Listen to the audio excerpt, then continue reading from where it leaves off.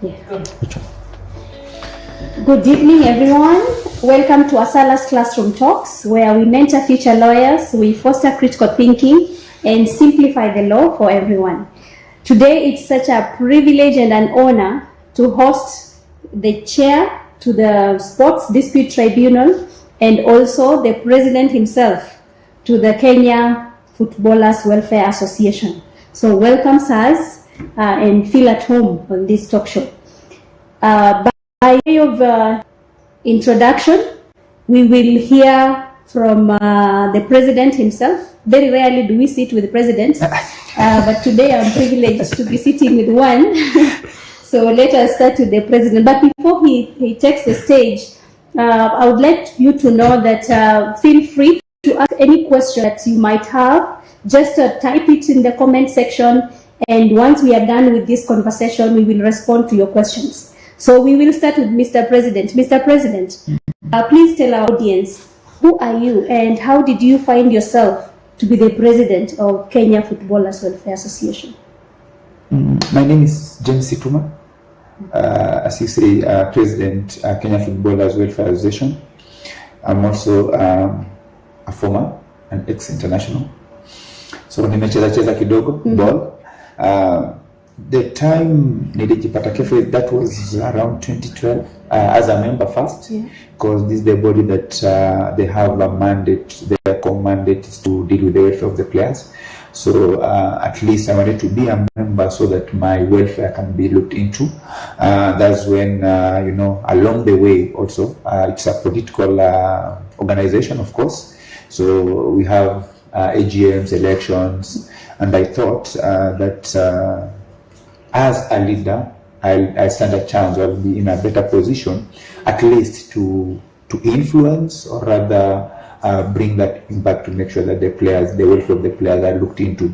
Because about that time, I was still playing, and we had so many issues, and we still have those issues around, whereby the players are not paid on time. The contracts are not honored by the clubs. We have so many things like the fake agency. We have, let's say, the doping.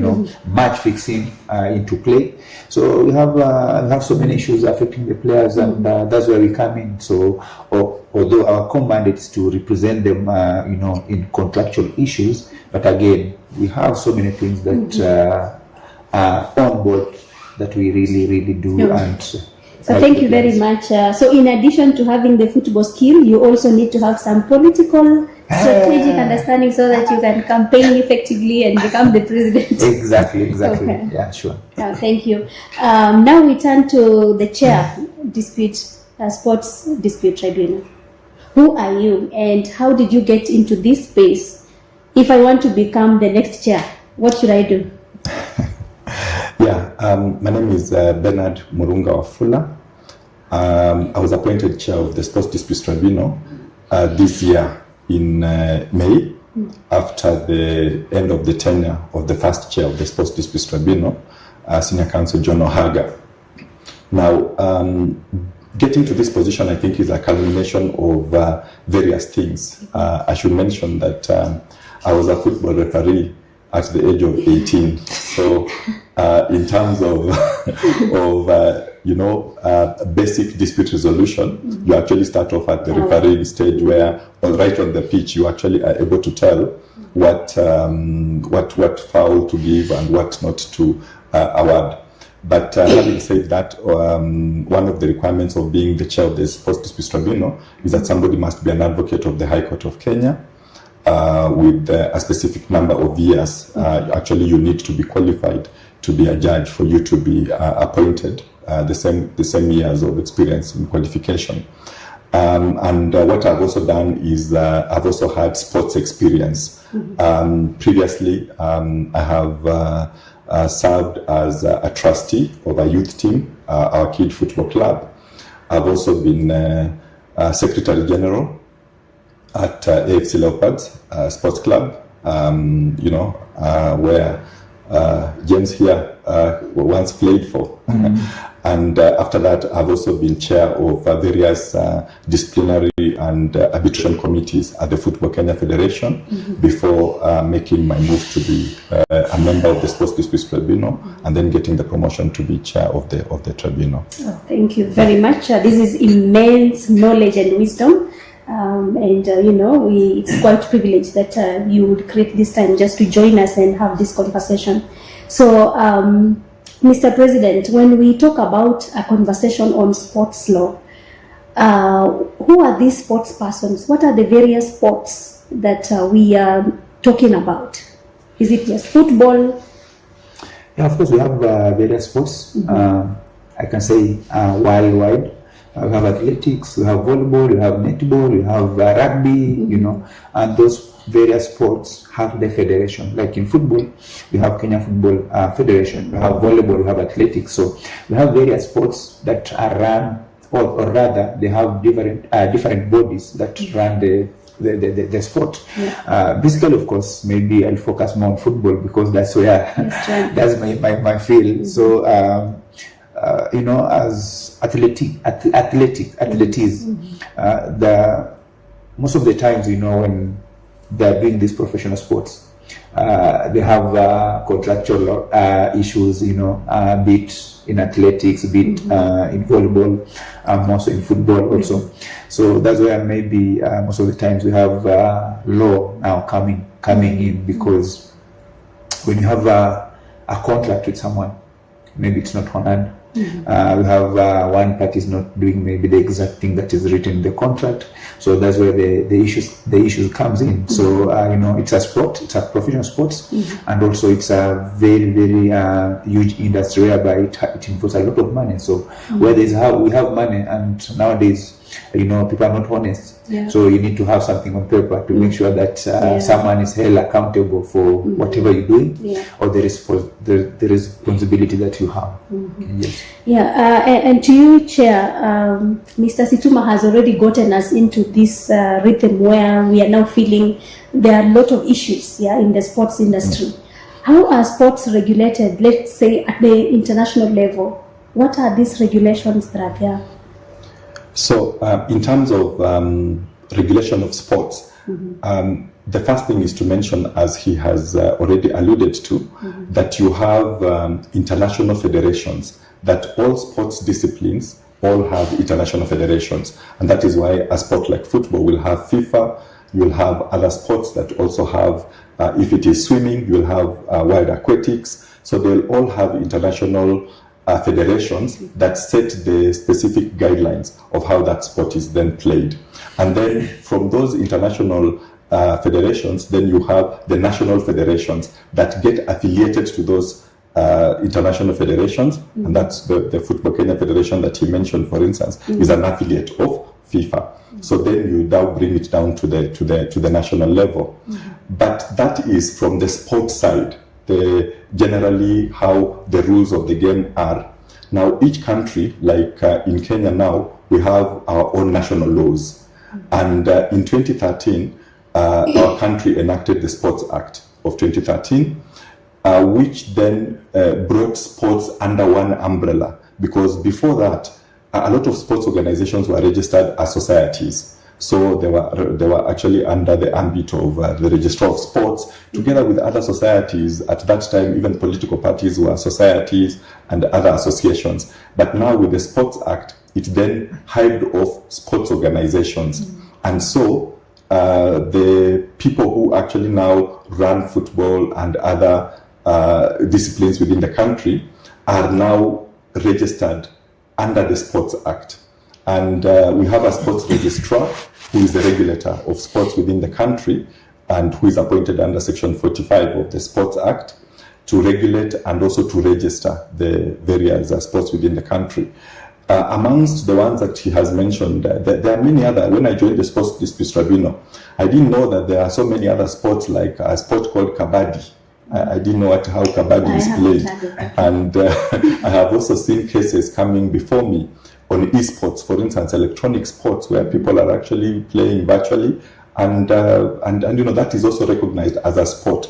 So sport is very wide, it not only just covers what we call competitive sports, you can even have passive sports where you're just playing without having any competition or award. In fact, under the sports registrar regulations of 2016, even going to the gym is considered a sport. So, the sport comes in very various forms, and I think it is important to understand that all these then are regulated by the sports registrar. So, because I go to the gym, do I need to register? Not now. There is actually a provision for registration of sports persons, as so that they can be registered as sports persons. It's not something that is taken up by a lot of sports persons within the country. What has happened is that most of those who register are the sports organizations. So the gym is supposed to be the one that registers now as a sports organization. Okay. Yeah. Thank you very much. And now let's turn to Mr. President. Does your federation also take into account what we have this culture that we are embracing and seeing a lot of mushrooming academies, young players, whether in football or swimming, or do you also take into account their welfare, or you're only concerned with registered clubs? Kenya Footballers is an organization. We have the Kenya Football Federation. We are affiliated to the federation. We are under the federation, so we aside. We're not part and parcel of the, like maybe we run the football activities in the country, but we just part of the activities because our members are playing football. Now, Kenya Football Welfare Association, we mandated to represent the first top two tiers, both men and women, and that's Kenya Premier League, National Super League. We have Women Premier League, and also we have Women National League now. Hapo nyuma ilikuwa ni Women Division 1. Now by virtue, these young players are our members, because when we sell, let's say maybe we sell the organization to the members, the importance of them joining the organization. Remember, these are young players who are on the digital platform. They are following everything, so they also come to us. They want help, they want guidance. So I can say we represent them. Okay. Now, it's an obligation for the federation to regulate how academies are run in this country, because they are the one who are in charge of running football activities in the country. So I think we have a gap in between there to make sure that who is legit to have an academy, the requirements, the procedures of having a legit academy, because now people are into business, and now we end up having those people who are not well trained are dealing with the kids. They're not properly certified to deal with the kids, to train the kids, because remember, this child is developing.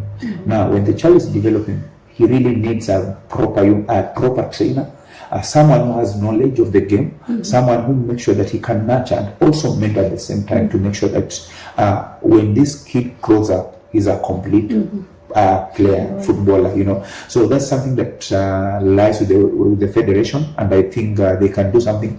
It has been quite some time that we haven't given that attention to these academies, because nowadays mtu anaamka tu anaanzisha academy kwa village ama kwa mtaa, but now do we have the safety of the kids? Because first of all, do we have the maybe child policy protection?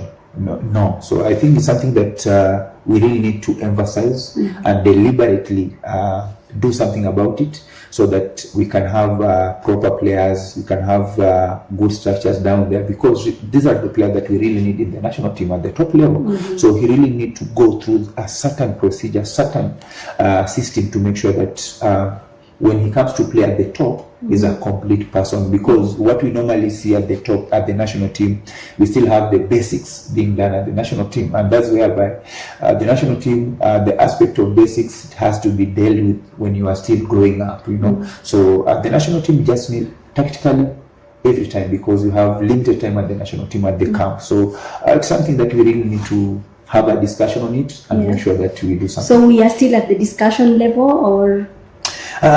I think we have done this discussion several times, and also even every single day. So when are we taking the steps? I think it's just about the action. The federation need to act, need to make a step, and deliberately initiate this thing about the academies. Okay. So And you also, I could also just weigh in terms of these academies.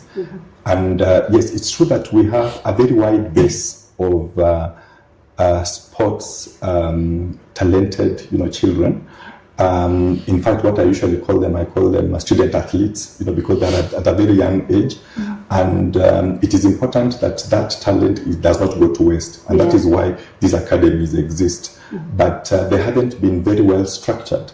You wouldn't find those persons who are going around to check whether the academies have, the equipment is in order. And also just, what conditions, if you look at some of the conditions that children play in Kenya, you will be surprised. You will find dusty pitches. Yeah. The pitches don't have the standards that you expect of if it is any sport, whether it's football, whether it's hockey. It's really the basics. And it's important that the national federations look beyond just the money that they can collect as registration fees, but they actually ensure that all those safeguarding requirements that he has spoken about are actually in place. And then secondly, we also have schools that actually, secondary schools in this country, primary schools, also have student athletes. And it's important that when they are also running their sports programs, they actually are taking a very keen look at how the student welfare is being dealt with. We are now in CBC program where one of the pathways is actually arts and sports, and therefore it's going to make it even more important for the kids to actually be very well attended to in the sports growth. So I think it's something that, as you say, the challenge is actually there, that we enable an environment where the people who take up sports as the student athletes are very well taken care of, and they're not being exploited. They're actually being made to grow. Football, for instance, has a program called Solidarity Payment, where between the ages of 12 and 23, kids who are being trained by specific academies, those academies can then later, get some payment out of their transfer fees. So it's important that their player passports, which means basically where they have played, is very well structured, so that you need a structured environment in which academies can thrive, not a situation where a kid can play in this team today, go to this team tomorrow, have another team which changes his age, which does, you must have certain prerequisites. And now that we are talking about these academies, many times you hear we have this tournament happening in Spain. Some other academies are going to attend another one in, the other day was Dubai. Another one. Is there a regulation on how to systematically make sure that all these kids are exposed to these opportunities? Maybe, Mr. President, we can start with you. Yeah, it's everyone's dream, of course, to play professional football. Let me say maybe more advanced football in more advanced leagues. But again, it's nowadays more business than developing the talents, because for those maybe parents who are green in the village, ukisema hapa naenda Spain, like you feel happy, but again, you have all the information what they are going to do there, for how long, or the procedures, you see. Now people have most of the people have used it to make money, out of it, because we have seen these kids struggling. But now, how many kids do we have out there that we can single out and say, so and so came with this team, and now we have one player, we have another player? No, So they're using these opportunities, our vulnerability, to make sure that they get something out of it. But again, as Bernard said, if you can have structures into place, good structures, and let's say these teams, of course, be affiliated to the federation, they can regulate that. They are the one to give the certificate, to give a go ahead. Like we're traveling in a certain country, we have this program, and this is the end product. These are objective. But now, you can't have like 20, 25 players go out there, and then you come back without even one kid having a chance to play outside. So I can say it's more than it's more business, and us, a country as a whole. I think as Bernard tried to have, we need just to, we have trained a lot of coaches, and we have primary schools, we have secondary schools that are playing good football. These kids come from the high schools. Can we take these coaches, go back to the school, make sure that we attach them to those different schools so that they can properly nurture and develop talents? We can do that here in our country, and make sure that those kids who are traveling outside the country, they're properly packaged, they're branded so well, and they're ready for the market. Because I'll tell you for free. Let's say maybe about let's talk about European football. Let's take about Manchester, Arsenal. The 17-year-old kid in that team can't compete with our 17-year-old. Now, can't why? The age is the same, but now we have the steps that these kids, let's say maybe that European country, the steps, they are very, very much far. For us, the structures can't give an age to compete with these players. So we have a long way to do until we go back to the drawing board to make sure that we can empower the coaches, to make sure that they go back to the grassroots where we have talents and make sure that they nurture, so that we can have the ready-made talents that can make money, change the family living side, and make sure that they develop their career. Yes. Thank you very much. Now let's come back and talk about the two bodies that are represented here, which deal with the governance of sports, particularly the Sports Dispute Tribunal, and as well as the welfare body. Now, Mr. Chair, one of the criticisms that I've heard from my students concerning your tribunal is that this tribunal is a dead tribunal. Some of my students have never heard about a sports dispute tribunal, and they are eager to hear more about what you do, because some of them think they have not seen you doing anything. Well, no, that's quite interesting. Now, the Sports Disputes Tribunal was set up in by an Act of Parliament in 2013. That is the Sports Act of 2013. However, there was a transition period, obviously, that you needed to recruit the members. So the first cohort of members was actually appointed in September. They were sworn in September 2014.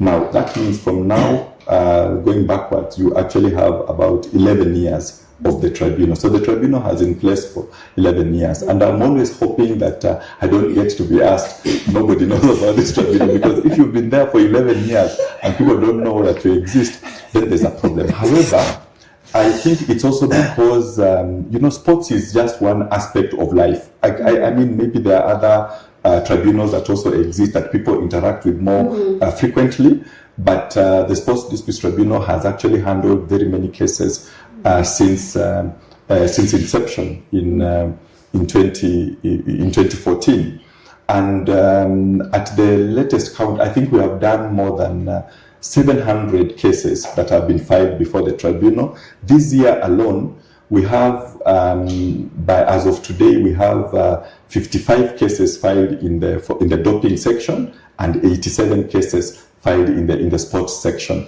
So the Sports Tribunal has jurisdiction from two acts, the Sports Act and then the Anti-Doping Act. So what happened is that the Sports Act came in force in 2013, but the Anti-Doping Act came in force in 2016. So we have the Anti-Doping Act of 2016. And so from 2016, you will see that we actually list both the sports cases and then the ADAC cases, the doping cases, which are usually, ADAC is usually the one that is prosecuting them as and against the athletes. So it is actually a busy tribunal in the sense that if you have a caseload of more than 100 cases in a year, you're actually a fairly busy tribunal. And so I believe there needs to be more awareness, and that is why we also take opportunities like this to actually speak about the tribunal. We have had opportunities that have been presented to us. The Kenya Academy of Sports, for instance, invited the Sports Tribunal to talk about what we do, and we are also reaching out even to the federations, even to any other bodies that are actually interested in sports, just to talk about how sports can actually be resolved. But there are quite a number of disputes that are still pending before the tribunal, and I believe that those who haven't heard about the tribunal, now you have. Yeah, and perhaps, Mr. Chair, one of the things that will be contributing to this is that you have a similar mandate with several other bodies like, our brothers' welfare association, as well as the Employment and Labor Relations Court. How do you share your jurisdiction with the labor court, with the footballers' welfare association? All right. So maybe just before I come to that, let me just talk about the general jurisdiction of the tribunal. Okay. The general jurisdiction of the tribunal is found under Section 58 of the Sports Act. And the tribunal, at the first instance, is an appellate tribunal. It hears appeals from decisions that have been made by national federation or umbrella national federations. Now, the difference between national federation and umbrella is that umbrella are the ones that are more than one discipline. Like now, the National Olympics Committee, that is an umbrella because it has more than one discipline. So we hear appeals that come from those federations, and then the Act actually goes ahead to say that including matters of discipline and also sports selection. Yeah. So it means that if somebody, for instance, has been suspended by a sports organization, they can come to the to the tribunal for redress. And similarly, we also have cases where people have not been selected to the national team. They can also come to the tribunal so that they can say, I've been unfairly left out, especially for individual sports where you know there are those ones where there are team sports where a coach can say there is talent at play or tactics that we are looking for. But if it is individual sports, if it is just athletics, you are running and maybe you have a selection criteria, it's easier to actually come to the tribunal and prove that. That's the first level.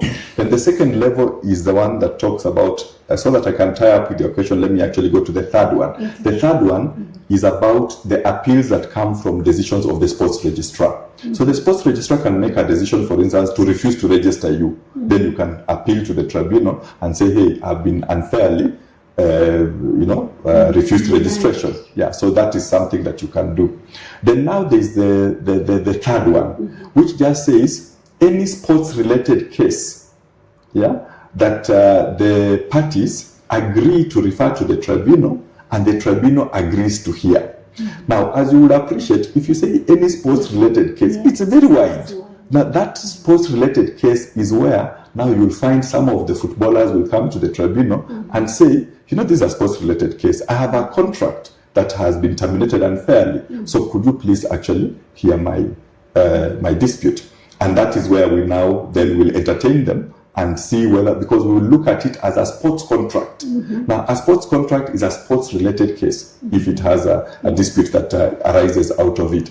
But then I do appreciate that we then have different mechanisms under which people can then seek the same redress. As you mentioned, the first one is the Player Status Committee. At the Football Kenya Federation, we have what we call the Player Status Committee, and that has actually been an avenue that has been used by various football players so that they can actually seek redress for termination. Then the second one is where now they come to the tribunal and we will also hear them. But then there's also a third angle where, because these are also employment disputes, there are also people who have gone to the Employment and Labor Relations Court and said, now this is where we should actually be heard. It is, speaking as a person who sits at the tribunal, I want people to come to the tribunal so that we can dispense with this. But I'm not saying that is the place you must go. You can actually obviously seek legal counsel and see which is the fastest place to go to. The tribunal is fast and effective in the sense that that is all we do. We just hear sports disputes. So if you are going to the Employment and Labor Relations Court, you probably are having other other matters that are also being had, other employment matters. And then I've always held the fact that these sports contracts are what we call sui generis. They're not just normal contract. It's not a normal employment contract. There are issues of performance, there are issues of signing on fee, there is transfer fee. If I was to leave my job as an advocate and go to work in another law firm, there's no transfer fee that is being paid. But for sports people, it is actually being paid. So there are very unique things. There are things like injury. You can have an injury that is career ending. That is something that now someone needs to look at from what is the sports perspective. Yeah. So that's why sometimes I say you may need some people who have the expertise in sports matters to hear that. Yeah. But it's something that I guess the more maybe then that it also offers variety.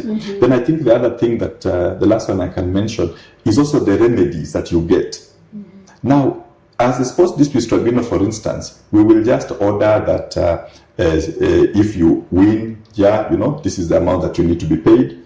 And then we also have the enforcement mechanism where we can allow for execution to issue against the club so that if it is garnishing the account so that you can get paid, we can actually do that.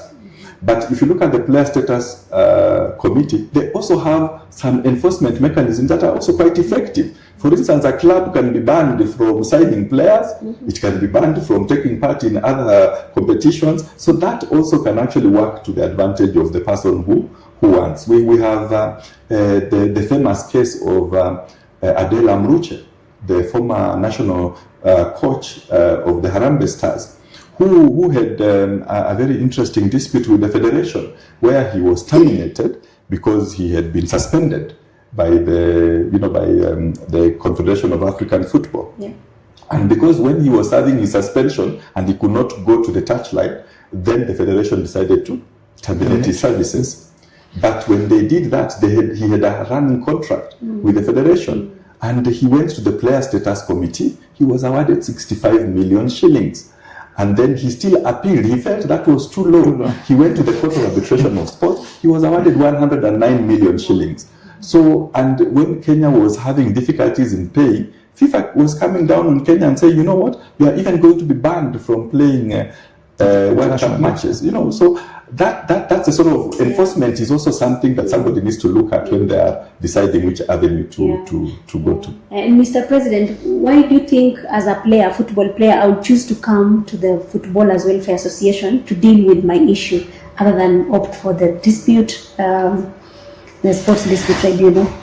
As an organization, we have given it an open door for the members. Those who choose to go for tribunal, they have that leeway to go, because at times these are the cases that you need someone you trust. You feel confident you do that. Of course, as an organization, we do that. We have a legal department that really deals with the cases. That's whereby when we have an issue, first of all, they have to write to the team. The team has to respond. If they can't respond, then we forward it to the player status. If the player status can't respond, maybe they are delaying, then we forward it to CAS, the Court of Arbitration for Sports. Now, which Court of Arbitration is an international? That's an international body whereby it deals with the federation. They can summon the federation, they can summon a player, they can summon clubs. So that's why Bernard said that the club can be barred from signing the players or participating maybe in Champions League or Confederation Cups. Now, this is something that deliberately we tell players to join the organization, because numbers speaks and numbers has voice. If we have the numbers, then we have that energy to push for their welfare, because we try to make sure that they register to be members so that we can represent them in legal matters, because we don't have any fee representing them. It's just that once you register your member, then the rest will be done with by the organization. And as Ben said, you have the player status committee whereby it has a sitting, it has some representatives from the federation, from the clubs, and that's whereby we have sort of challenge, because when you have self-interest, like, I don't want to mention names, sometimes we take the cases there, and then maybe it involving maybe a certain club A, and then what happens is that the same set members who are supposed to sit for that case to give it a verdict, they go on informing even the club that we have this thing here, so what can we do? Can we have a talk about it? So we have a push and pull, whereby I can say at times the federation feels that we're pushing, we're so aggressive, but again, when the players come to us, they have the issues. We need to attend to those issues, and more so contractual issues, because as Wakili said, we have so many clauses in the contracts. Performance contract clauses, we have the termination clauses, and the problems with the players is that most of them, they ignore the part of going through the contracts and go through the termination clauses, because I can sign for team A and then the following day I have an injury. Then what happens? What happens for the clubs is that they will have to terminate your contract, and at times the player doesn't know whatever is in the contract. So we have these drives, we have these forums whereby we take to the players, we talk to the players, we empower them, tell them that if you want to sign for the team, at least have some time, go through the contract. If you can't understand whatever is written in the contract, just seek some audience to anyone who can interpret this clauses which is in the contract. Some can listen, and always most they is this part of the services that you offer to football exactly clubs? we have so many programs that we do, and that's apart from contractual issues. We have the empowerment programs, and that's whereby now we talk about the contracts, what you can do if you approach maybe with we were talking behind the scene, if you approach with the fake agents, or the issue of doping, the issue of match fixing, So we have these forums, we have these talks, we do them team per team, we do them regionally. Like western part of the country, we have almost 15 plus teams, both men and women. At the coast, we have almost 7 plus teams. Nairobi, we have a lot of teams. We have Central, we have the team. So we do it countrywide, and these are the programs that we come up with, the calendar of events annually. We know when the season is on, then we do these programs. Okay. It seems contracting is one of the main issues of concern from both institutions. This is what I gather. Perhaps maybe just to educate our audience, what exactly should be the content of a good contract? Maybe Wakili will say from his part, but from our side is that each team has its own structures, and they have their own, like they come up with their own contracts. The contract that Tusker players has is totally different than the contracts that KCB players has. They're totally different that the contracts that Bandari players has, and that's why as we speak we have a draft we have shared with the current federation, and we need to sit down and make sure that at least we look into the welfare of the players, and whereby we have also the standardized contracts. There we mean that at least we need to have a minimum wage for the players, so long as we are playing at the top. Even if you are coming from school, at least you can start somewhere. Because as we speak at the moment, we have players who are earning lowest and like up to 15,000, 20,000 in the top league. So that's something that we need to look into, and also we need to have like the 4 original copies of the contracts, whereby one can stay with the player, another one can stay with the organization, another one with the club, and another one goes to the federation. This is a scenario whereby some clubs have gone behind the back of the players, signing them so many years instead of maybe 2 years. They have put a clause of 4 years. Why? Because the player, when he's given the contract, he's just anaenda kuangalia mali kuna pesa. Akisha sign, then the team doesn't anamwambia ingine mimi nitaja tumelewana 2 years. Now instead of putting there 2 years, he goes on putting there 4 years. So when the 2 years elapse, the player feels my contract is over.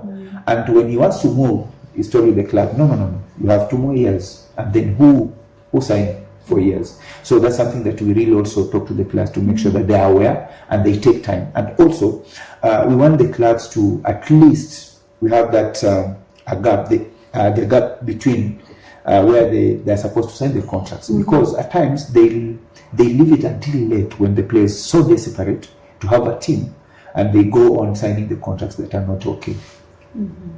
Okay. Mr. Wakili? Yeah, I think as James says, contracts come in different lengths and breadths, and I've actually seen a contract that was one line where a player actually signed a contract, and it just says, I so and so has signed for this team for this number of years and to be paid this amount, and that was the contract, and it was signed. And we only, when we were looking at that, we realized that there are players who actually do not have the benefit of what we will call a proper contract, because just like we say in the law of contract, even sports contracts have the same elements. Is there an offer? Is there acceptance? Is there consideration? How much are you going to be paid? Yeah. What is the term of the contract? What is the period under which you have signed that player? And there are those who sign short-term contracts because maybe they think, especially those who have a higher attrition rate, they want to sign short-term contracts so that if they want to get rid of you, you basically have a shorter period. But then there are also contracts that are actually long-term contracts, even worldwide. I know a player who signed a lifetime contract. They call it lifetime contract because they said during the life of his playing life, basically, he will actually be contracted to that particular club. But some of those can actually then cause a lot of problems, especially if you enter into a contract without looking at all those repercussions. The termination clauses are very important, especially because they can even designate which is a forum, what we were just talking about, which is a forum that we can go to. Are we going to do arbitration? Are we going to the Sports Disputes Tribunal? Are you going to the Player Status Committee? Those are some of the things that they can actually place in the contracts. And for those that we hear at the tribunal, for instance, when it is a termination clause, as I mentioned, the Act says where the two people have agreed to come to the tribunal and the tribunal agrees to hear. So if you've agreed in a contract that we are going to the Sports Disputes Tribunal, then that's where now we can actually hear you. But then there are also other unique features of contracts that players have to look out for. Things like the buyout clause. There are some contracts where there is a buyout clause that the player can be bought by, if another person pays a certain amount, then he can be released. It's a buyout or release clause. So you can actually have those sort of clauses within a contract. And so when it comes to negotiating a contract, I think it is important to get a very good agent or people who are very knowledgeable in that particular sport, so that then they are able to tell you which are some of the clauses that can be put there. Football, I think, has a greater stride than other sports within the country. I was talking to somebody who is in the rugby space, and they mentioned how in rugby they didn't actually have those contracts. They were not prevalent in football. But I remember in football it was almost forced, because what happened when the Kenya Premier League was formed, they realized that a lot of clubs did not have contracts. So what they came up with was to come up with a template. And then they just told the clubs to be filling in, so that then you would then have a template that you have completed with a player. But one of the things that was discovered, and what he has mentioned about the 4 contracts, I actually like it. You have counterparts that you have signed. Most of the players used to sign the contract. Then when you ask him, where is your contract? He says, iko kwa the office. He has no copy. He's talking to you about a contract, and he doesn't actually know what he signed. And then there are also those other cases where, because it was a contract that you could actually sign, sometimes people would sign and there are blank pages that somebody would go and then complete it later, because they are maybe signing 10 players at once. They tell the players, I just put the signature, we'll go and fill in the other details. And you find that those have not been filled in. But I think of late now, I've realized that football teams are coming up with more elaborate contracts, and that I think is something that should be encouraged across the other sports within the country. Yeah, maybe on the aspect of on the contracts, to have a long contract or to have a short contract, it's a give and take. It's like a 50-50 affair. Now, if you ask me, there's no harm by a player having a long contract. But now, what's the value of the contract? Because I can sign maybe 5 years, but then the value of contract, someone who has 1 year on his contract is making him a lot of money, from my 5-year contract. Now, the disadvantage of having a very short contract, it's somehow risky, because let's say maybe most of the times, most of the players, they have maybe something like they're looking for to play for, maybe for a professional team outside. So they go on signing maybe, let's say, 6 months.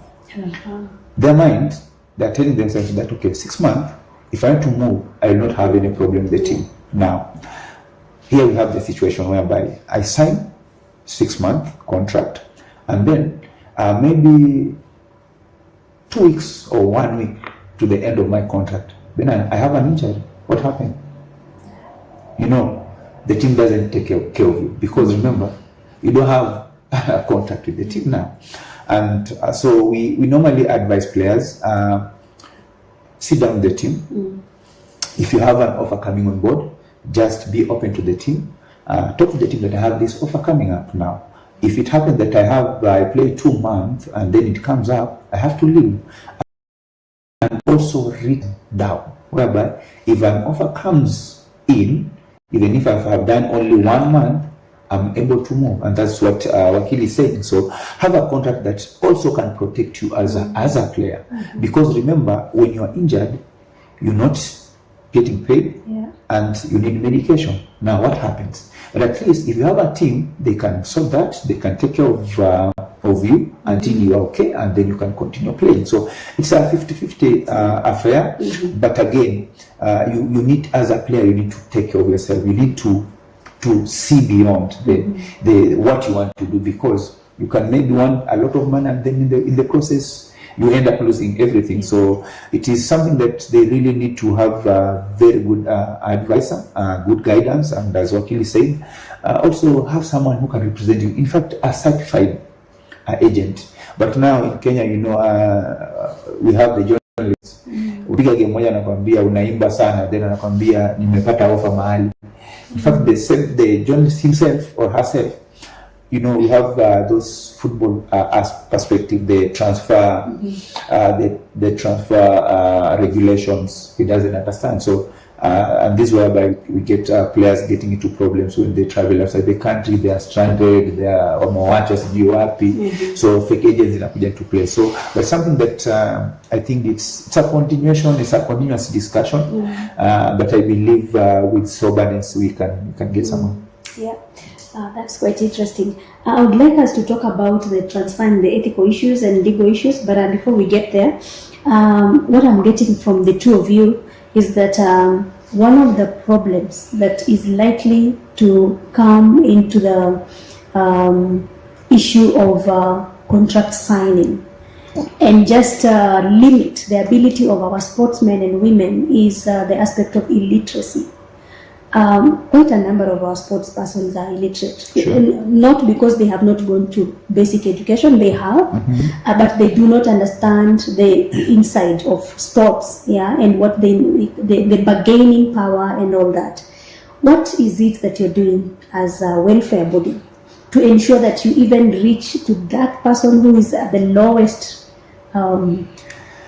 I said we do the training forums, educational forums. As I said, you have so many departments at the organization. You have education, you have communication, administration, legal, player welfare. You have special needs.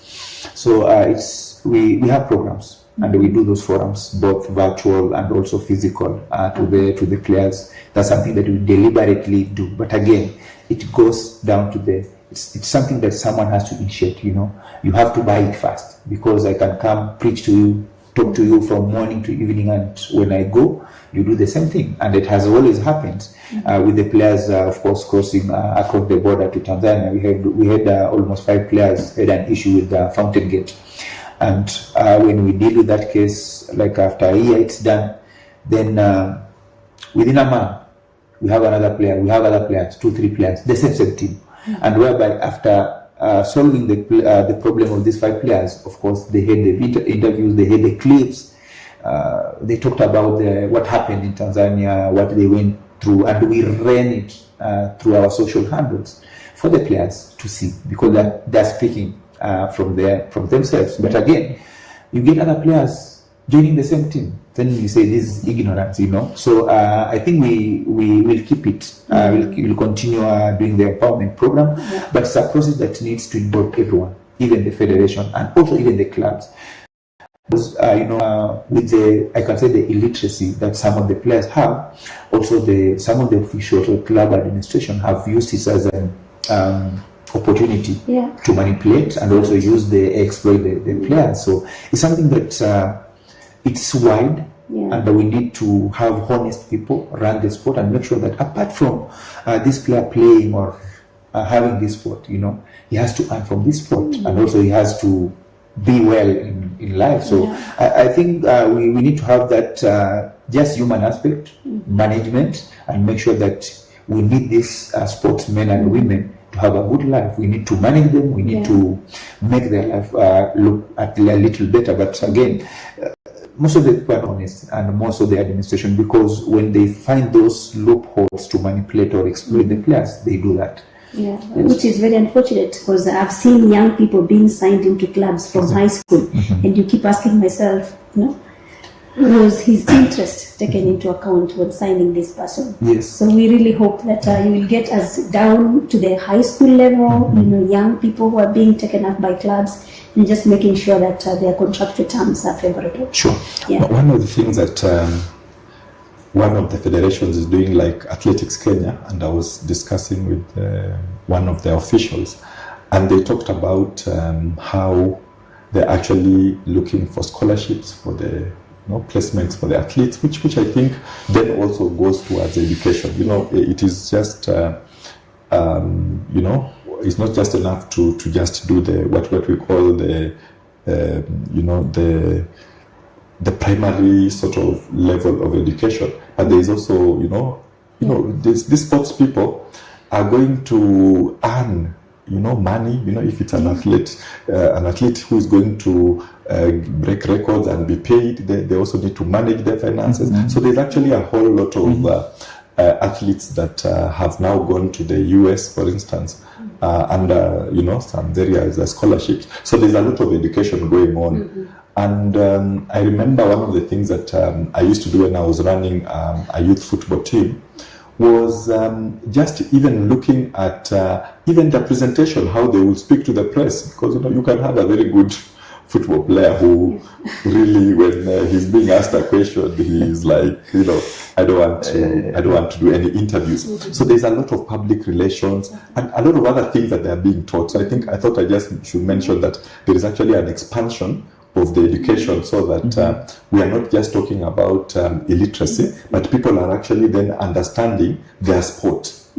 Now, for the tribunal, what we do is that we offer pro bono counsel to those athletes who are not able to actually afford an advocate. So if you come to the tribunal and you have a case against somebody, we will actually look for a pro bono counsel. So we have a list of pro bono counsel who have signed up. There are about 25, and then we will assign you an advocate from there, and they will speak to you and look at your complaint and see how they can then better structure it. So it is one way in which we are actually ensuring that there is access to justice by the various athletes.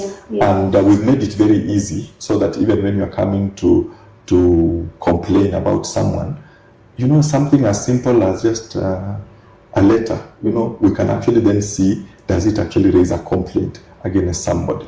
So that then you're not being shut out just because you've not gotten a lawyer who is able to write a very nice statement of claim. No, we think that even those who are actually wronged and they cannot afford legal counsel, or maybe they are not able to understand certain aspects, they're then able to have access to those lawyers. Thank you very much. This is quite an eye-opener. But perhaps it will have been more helpful if we prevented these cases from coming all the way, because they have cost implications. But then just trying to empower, and I like the empowerment kind of approach of the Welfare Association. Now let's look at the legal and ethical issues that arise with player transfers, especially with cross-border transactions. Well, Let me first talk for, I have been what we call a TMS manager, transfer matching system manager at Leopards, where under FIFA, for instance, when you're having cross-border transfers, the player has to get an international transfer certificate, an ITC.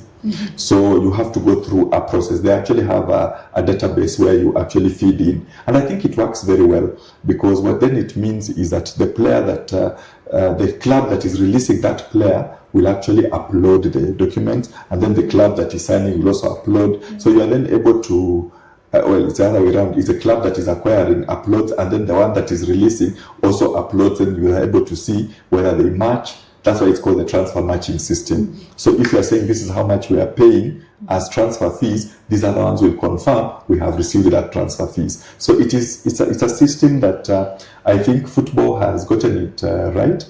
But of course it still has its own challenges.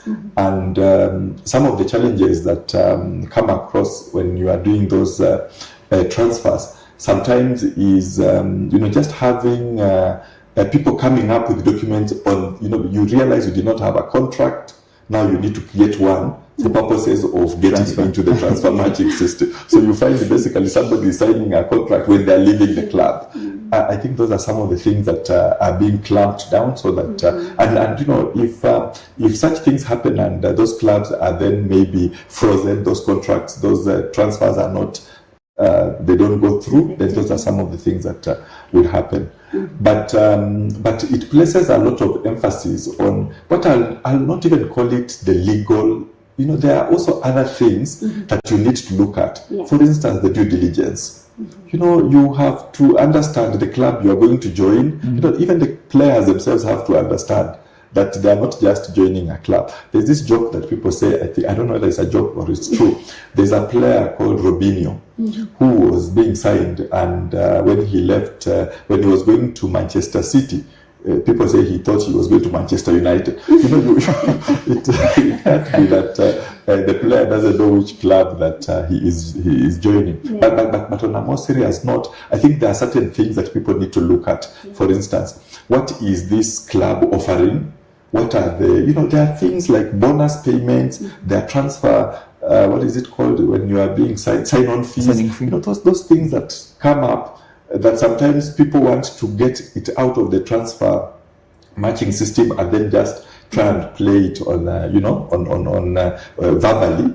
As you said, you need to have written things in writing so that then you are able to effect this. But there are many other things that I think people need to look at other than just the legal perspective. But then the other one is obviously then the medical test that the players have to undergo before they sign him. And sometimes you find that a transfer collapses because the player did not pass a medical. So that's also something that players also have to be very wary of. So that I saw even the last transfer season, I think in the UK at least, you would find that some players thought they had signed and then so you don't burn your bridges where you are living before you. What are some of the issues that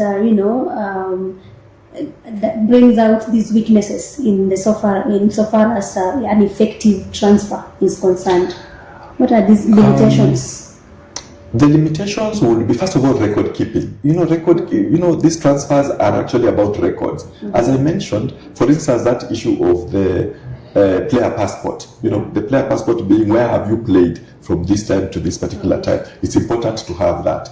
But we also are going through a period as a country where people did not even know their ages. Yeah. And you found that somebody, when maybe he wants to sign for a certain football team, is when now he's procuring an ID.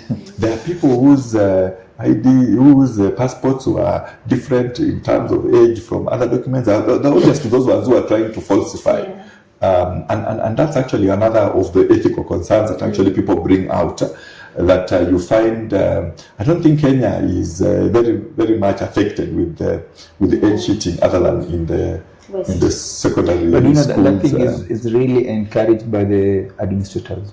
Yeah. And the so-called agents, because me as a player, I can't have that idea of forging my age, until I'm told the agent that, okay, we have this day, and now you're 18, no, we need 15. Yeah. Are you 22? We need 18. That's where the problem comes in. And now, because not like now, like before, najua hata birth ulikuanga ujui iko wapi. So ukikaa hivi hata ukumbuki miaka zako, then you go on now, have another birth, a different now with the previous, with the original birth certificate.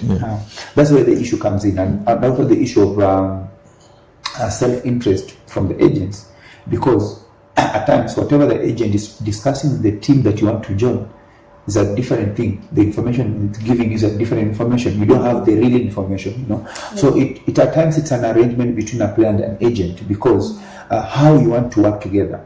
You have something written on paper, like maybe after signing, maybe 10% of my signing on fee, it has to come to my bank account so that I can pay you as an agent. But some agents, they always say, that money comes to my account, then I pay you as a player, So it depends with the arrangement. And now, you have those people who are not straight because they want to make money. They'll tell you, okay, you're signing to Team B. For Team B now, they're giving you maybe, let's say 100 bob. You see? But now, behind his back, he knows they're giving him 500 bob. So for you, from that 100 bob again, you have to take 10% to give him. At the end of the day, he's going away with almost 410 shillings. So it is something that we really emphasize for the players to make sure that they are dealing with certified agents. They are licensed agents. And for you to be a licensed agency, you have to do an exam, you have to pay school fees, So, and also it's a challenge that we have had from the federation, and I think we need them to do that. The certified agents we have in our country, let them come in public. Let us have the names. Let us share those names with them. It will also help if you have a list of certified agents. They will never give us. Okay. They have never given us that Why list. Why not? I don't know.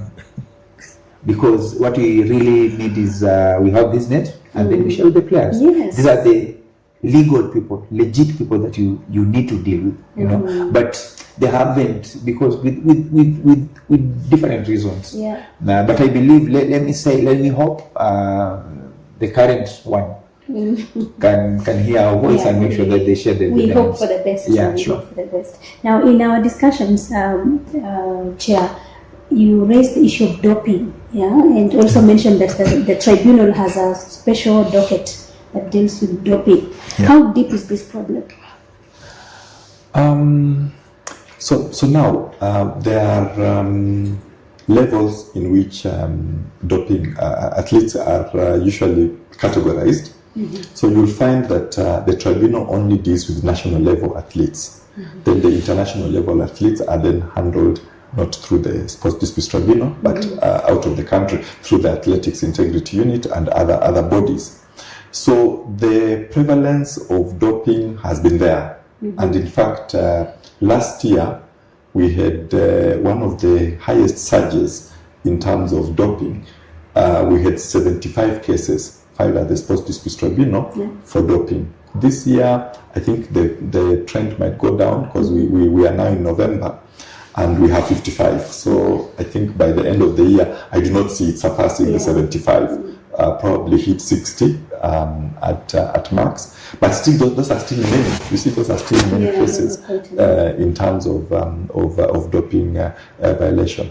Now, doping is just the use of substances to enhance performance, and what some of the athletes might not actually be aware is that some of the substances that they are partaking of are actually steroids. For instance, there are people who will take a cough syrup just because you have a flu, cough, you want to get it rid of it faster, but it actually has certain steroids. So I think it's important that... Is it just any level of steroid, or there is a certain level that threshold must be met?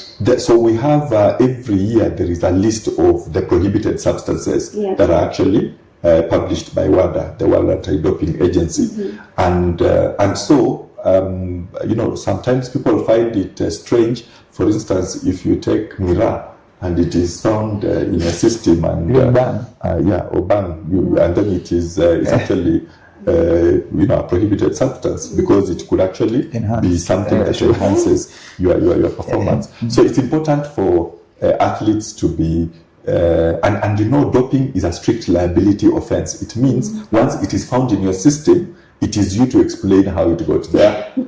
So it is not, and you see that is why a lot of people actually get bans. And it's unfortunate, but it's a job that somebody has to do. What we do at the tribunal, we usually hand out once we find that somebody has actually, been not able to defend themselves, and then we'll be able to, hand out, some sentences, sometimes ineligibility of 4 years. So you can imagine 4 years in the life of an athlete. That is usually, especially at your prime, if you go away for 4 years, you will, in some of them actually hang up their boots, because they know my career is basically over. Because if you have so many players, but I don't know, Akili, how you can deal with that, because I'll talk about maybe Tusk FC because there's a team that for the team that I played, they really take seriously about the issue of medication,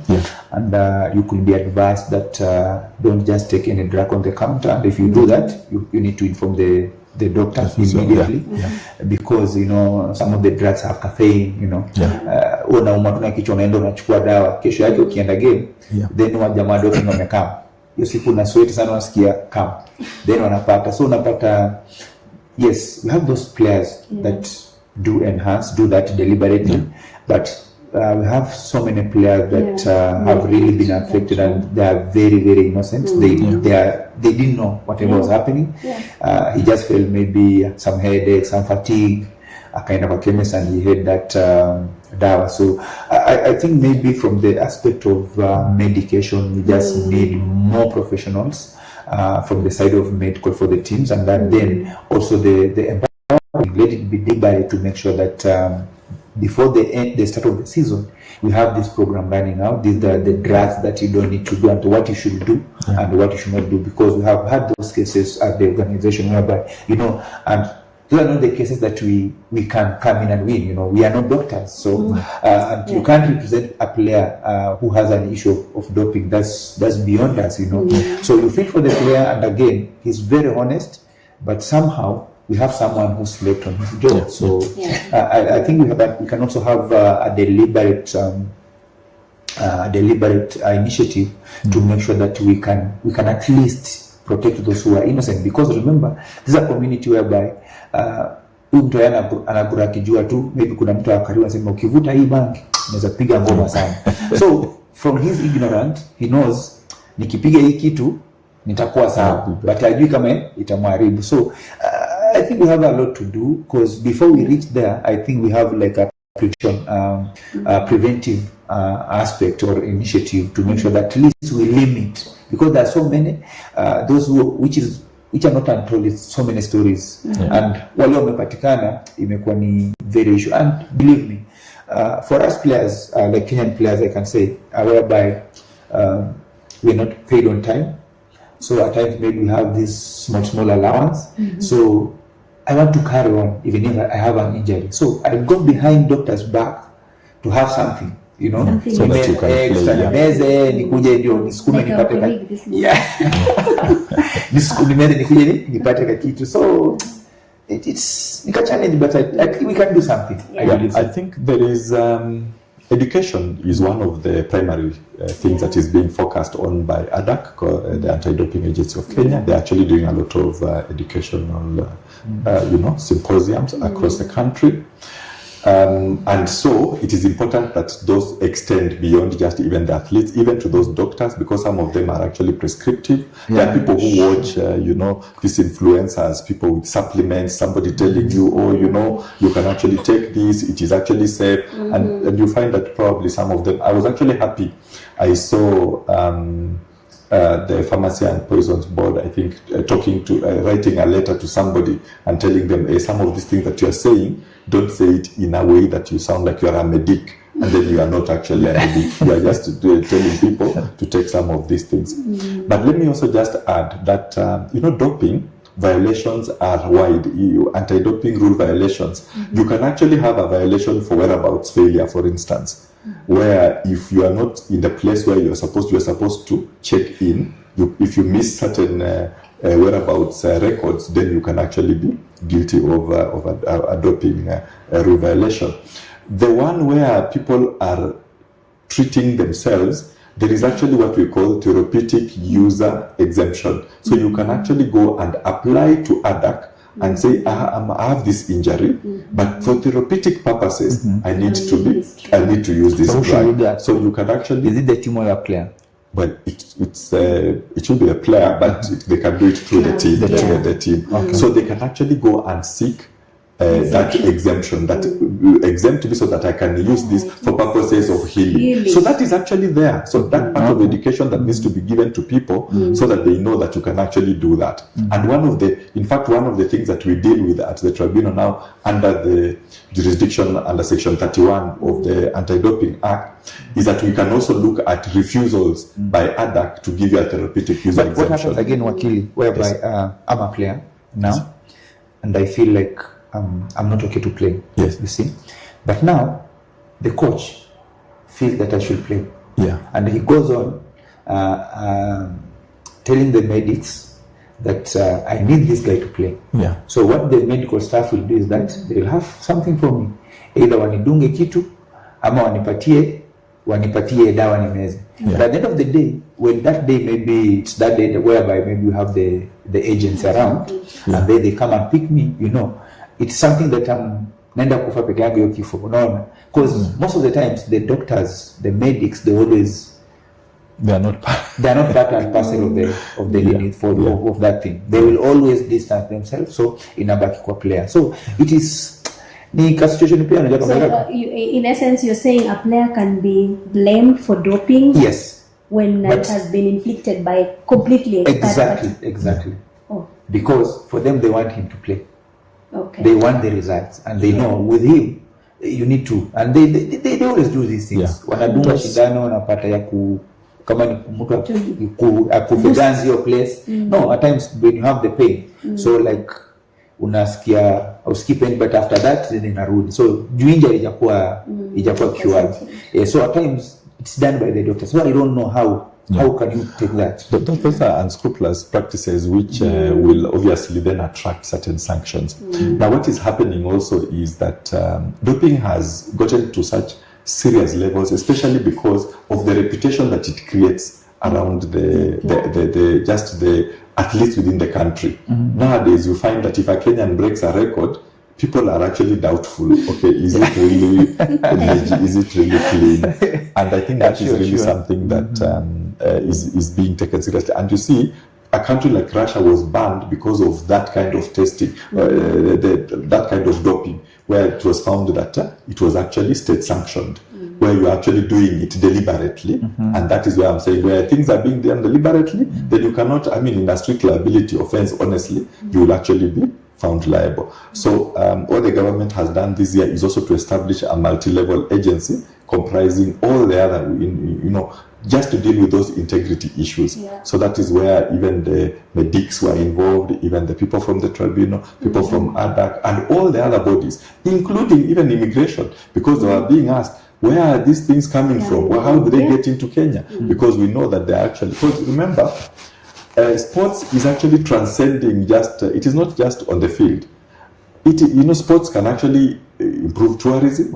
You find there are sports that people will just come and watch Kenya. You talk about Kenya, people think you are an athlete just because you said you come from Kenya. Sure. So there's a certain element that it actually brings to other industries, and it's important that is actually protected. I think it is something that if there are any cases like that, I think they should be reported so that then action is taken against any people who are deliberately doing doping. Now let's talk about match fixing, Mr. President. Yes.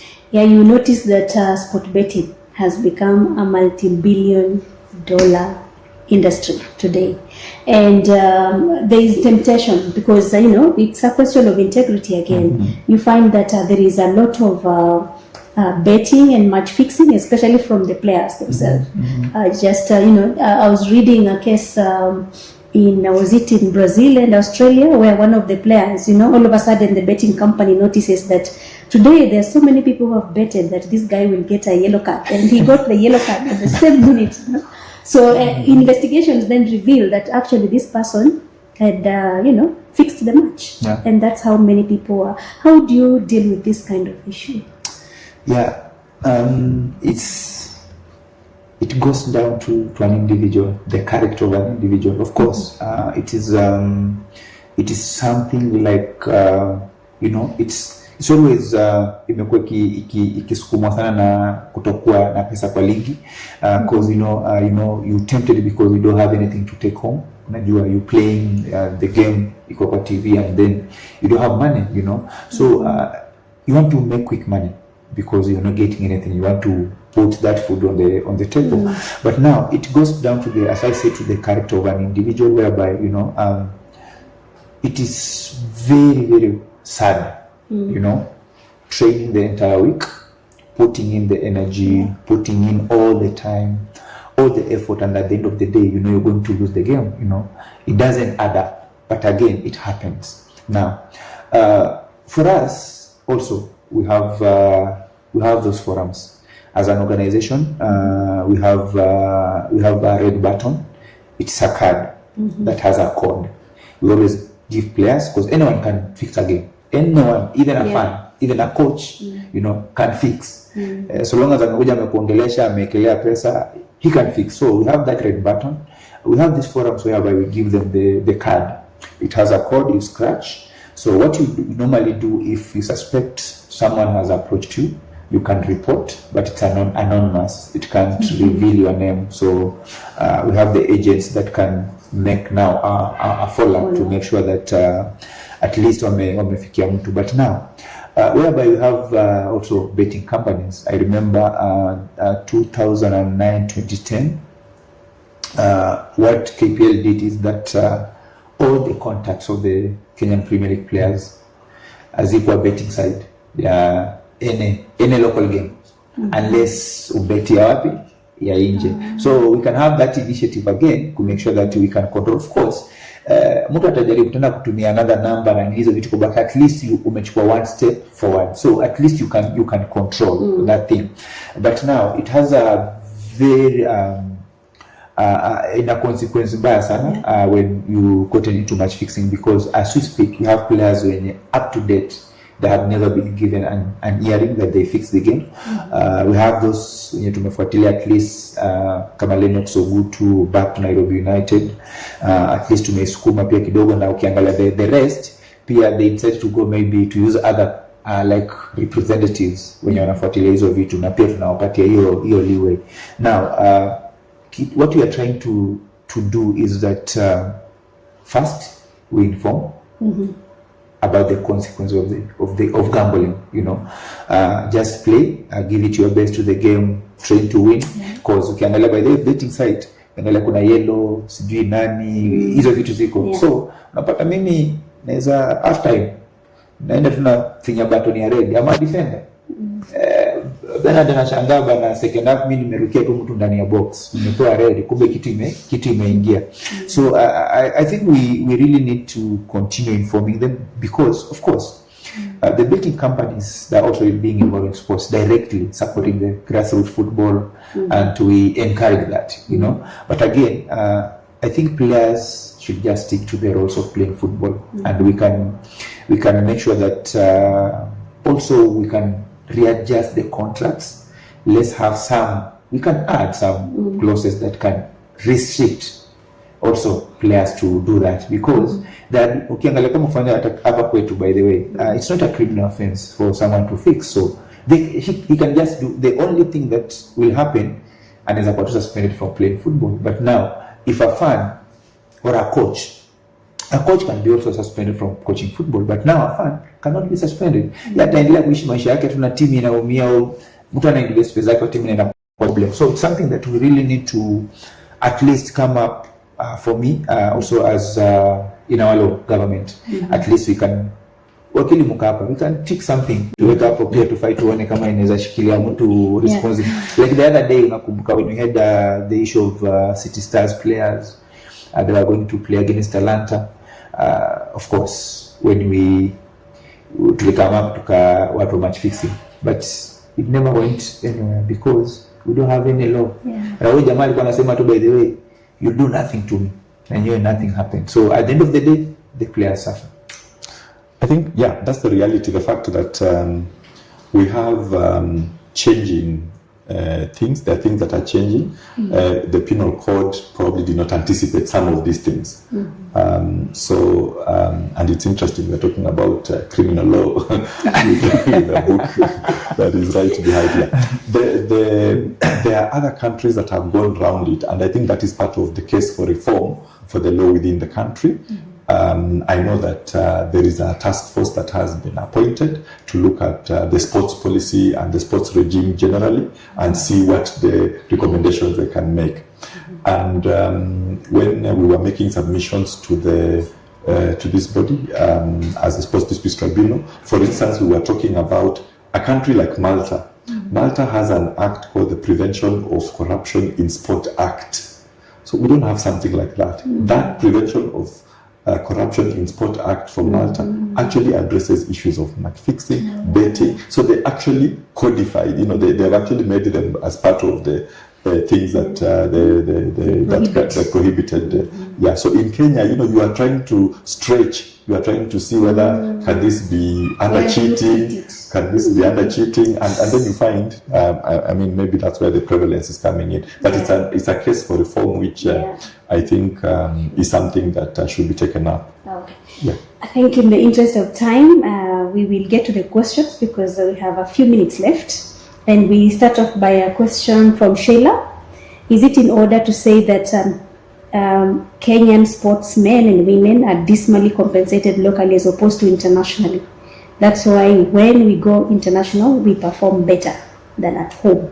Maybe we start with you, Kenny. Yeah, I think what Sheila is asking is really, it's not, one of the things that you'll realize about Kenyan sports people is that they are not as well known as other sports people outside the country, and in fact sometimes they are mobbed by the people. The recognition outside is actually better, but it's also a function of our corporates not probably being very involved in sport because of governance issues. So if you sit down with marketing people in some of these corporates, they will tell you, we do not want to pump in money into this sport because we do not know how it is actually going to trickle down to the players, how it's going to trickle down, how it's going to be managed. We do not want to give sponsorship to our team, and then that money goes into the pockets of one person. So it's something that, I would say it's true.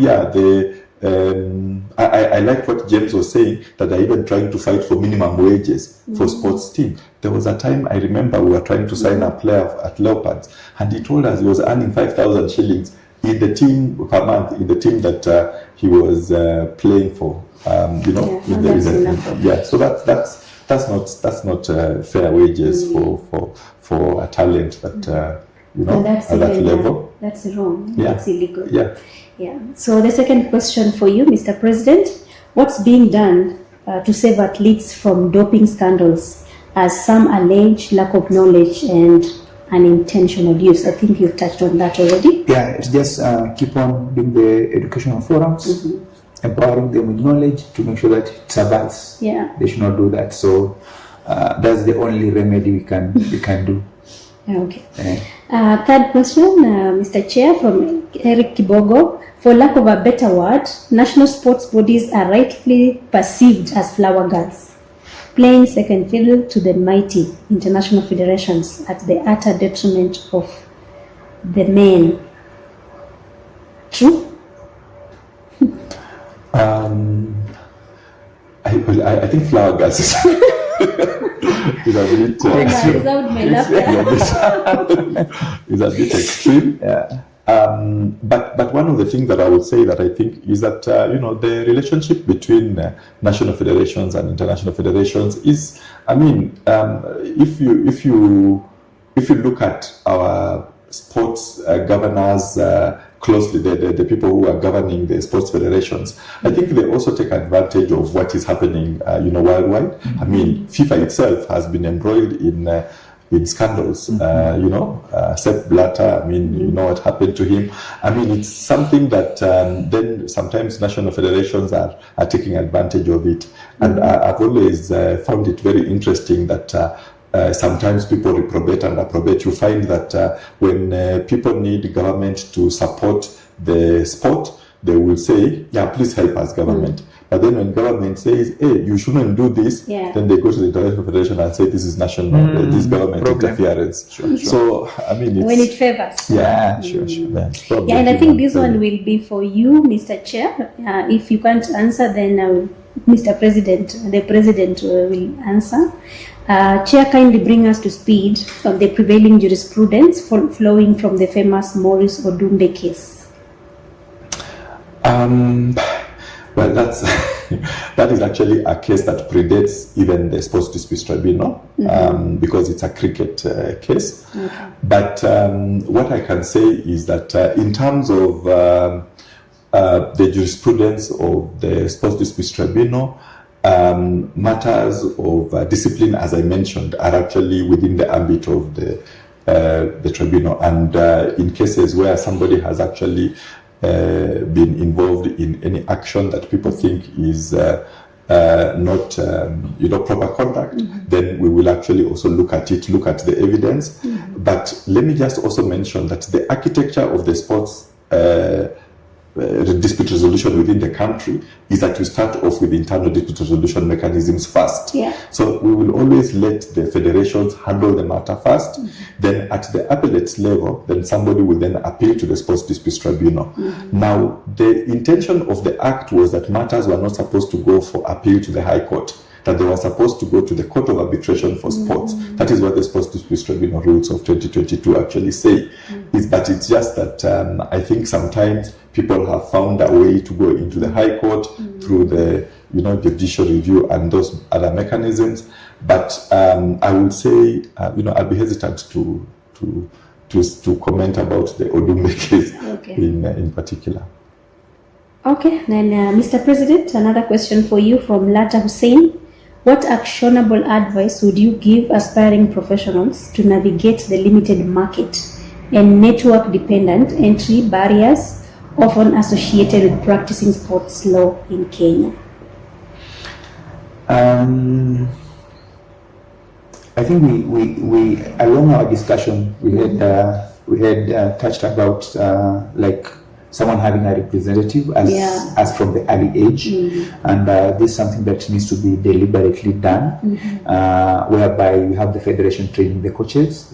These coaches should go down to the grassroots level, and also they should also enhance some education whereby you can be a coach and at the same time at times you can have that license of an agency. So, and as Wakili said at some particular time, when you navigating through to the highest level, at least do research. If you can't do research, have someone who can do research for you and be informed in every step that you want to take. But at the end of the day, it's a process. So one step at a time. At times, players or sportsmen have found themselves in the problems whereby they want to have that shortcut. They don't want to go all the process, all the way to make sure that they go all the stages up to the top. Na ndio unapata watu wanakuja katikati hapo wakora, any talent na nini. So I think have some, what was the good papa, someone who can guide you even through your career. As he said also, like in financial aspect, have someone who can help you manage your finance. So it's sent to the career, find someone, look for someone, do research, get the correct person, and then you'll be there. Okay. Can I add something on the opportunities? Yes. I think there are many opportunities in sports law, and I think especially those who are your students should then also just look at it very widely. As I mentioned, one of the things we look at the Sports Disputes Tribunal is how constitutions are drafted. That is something that is done by sports lawyers. you look at matters of even some of these agencies, they can actually be also lawyers. Sure. You can, if there are 100 sports federations within the country, they all need lawyers to represent them. They also need lawyers for the internal dispute resolution mechanisms, people who can actually do arbitration for them. We have people who are now even academicians in sports law. So there are actually very many opportunities, and people, there are organizations that need to do legal audits as sports organizations. I mean, so there are so many other things that lawyers can actually do, and I think it is something that should be, the students should be familiar with. Yeah. Okay. So another question from Eric Kibogo. With mushrooming of sports academies and talent hunting hubs, given that the target is largely minors, is there sui generis regime of laws to ensure fairness or power balance in contracting? There isn't sui generis law, but what there are actually safeguarding guidelines that are actually there. But it's something that is being worked on. I'm aware, for instance, the Kenya Academy of Sports has come up with certain guidelines. They haven't gotten the force of law, but there are certain guidelines that are being put in place so that they can then be codified. And the tribunal has also taken sometimes advantage of this when it is also making decisions to also now make it part of precedent, so that if you need to have some of these things, even if it's not within the law, it forms part of the precedent that the tribunal has actually given out. Okay. And the next question from Brian Ombati, I think this one the president had touched on. Mr. Chair, the Sports Dispute Tribunal has always been at crossroads with FIFA policy on non-interference. What can we do to protect our sovereignty at the expense of international law? Yeah, that's so obviously as a country we have a constitution that talks about the international treaties and conventions also being part of the Kenyan law, but we try to ensure that we are not at crossroads with FIFA, for instance. And in fact, I can tell you, I think just before COVID broke out, the former chair of the tribunal was actually supposed to even make a trip to FIFA so that they could actually square out some of those issues. So it is, we look at these international bodies and even the national federations, they are actually codified as court users. So, we even have a court users committee, and they actually are part of it. We are trying to ensure that they find the tribunal to be a place where they can actually... I had the privilege of meeting the FKF president the other day, just he paid a courtesy call. And I think for me, those are the sort of relationships. We're not supposed to be fighting. We are supposed to be looking at how do we work together to ensure that justice is served within the federations. And that is the same thing that any federations that are willing. This Thursday, I think I'm speaking to the National Olympics Committee, at a forum where they're discussing also issues of how they can resolve their disputes. So it's something that I would look at them as partners in the justice realm, but not really. I wouldn't say, I don't want us to fight with them. Okay. Yeah. To James Situma, this is Brian Ombati again. What has been done to educate the sports persons, footballers, on the prevalent football law contract, especially the international law principles? I think you touched on this.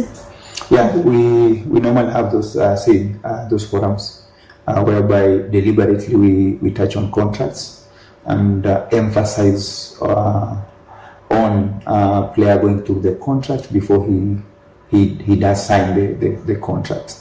And in any case that he has a dispute between a player and a club, and they don't have that mutual argument, then that's whereby we involve the legal department to make sure that they look into that aspect. So first we go to the club, also by mutual, of course, by communication, and then if they can't agree, then we go the direction of having a representative filing a case.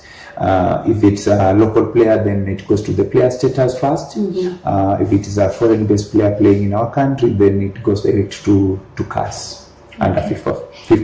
Okay. We didn't get to discussing image rights, and it has arisen in questions. What can we do to ensure that players earn from other streams like image rights and commercial advertisements? Recently, we saw Kibwage in some Oppo advertisement.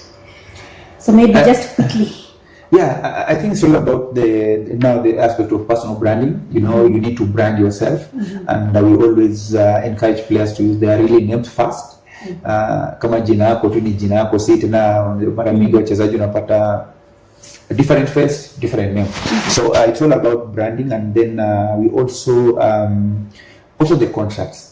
At times they limit the players, so the contracts we enter into lazima pia uangalie vizuri if it can allow you to you can sell another product, another brand, because like I'll say, like for Tusker FC, you know, it's like it's the other way, whereby you can put on a Tusker jersey, but now as a player nikipatikana nimeweka kwa meza ni problem, you know.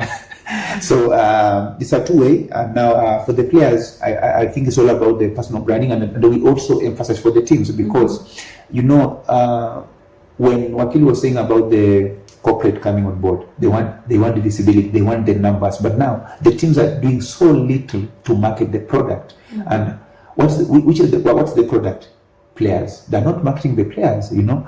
They're not using players as brands to sell as products to sell the brand. So I think for endorsement, it's all about also the character, because you know, you need any brand or any corporate will want someone who has a positive influence in the community, you know. So it's all about the character, the way we carry ourselves outside the pitch and also inside the pitch, because at times in the pitch we are limited, or we have the regulation whereby we have to play by that regulation. Now ukitoka kwa nje ya uwanja ni wewe na dunia, so the character you have unapata whatever you do, and now we have social media, so kila kitu unapata, everything life in a revolve up, whatever you're doing, where you umetembea, whatever you're eating. So like I was very happy, as you said, you talked about the Kibwage, you know, that's the way we want to go. And now if I want to also to have certain endorsement, I need to get closer to Kibwage and maybe ask, what are you doing, or what did you do, so that ukafika hapa, so we can learn from each other, and it's something that we can make also as players. We can make money from it, and we can tell our stories also. Okay, thank you very much. Mr. Wakili, your final thoughts on this? On image rights, or just generally? No, on image rights, and I think on image rights, obviously that's something that needs to be also emphasized in the contracts, because we have had cases where people are actually conflicting with their clubs, and it's important that those are also well taken care of. But generally, I think it is sports law is quite wide. As you will notice, we didn't even cover some of the topics that we wanted to talk about. Time flies as we speak sports or we watch sports. So it's that's the nature of sports. But I think it is important that people then start looking at this, especially those who have a legal background, start looking at what are the legal solutions to each of these problems that we encounter within sports. There are no, there are no like no-go areas in sports. Yeah, we need to learn a lot from other countries, what is happening in those countries. Countries like the US, for instance, even them, they are still learning. They actually, there is a famous case called the Neil case, the name, image, likeness case that was in the US because of student athletes from the colleges. You can imagine they were being treated as amateur players, and yet the schools are actually earning, and then technically they are sort of like professional players. So we need to actually keep learning, see what we need to bring on board, what can we change, and I think just to encourage everybody who is interested in sports law to get their hands into sport and play fair. For the Sports Disputes Tribunal, we'll continue to dispense justice, because our motto is justice in sports. Thank you very much for the two guests. I mean, I would go on and on and on discussing this without getting tired. And we truly appreciate your presence. To the audience, please subscribe so that next time you will be notified of our next talk. Thank you.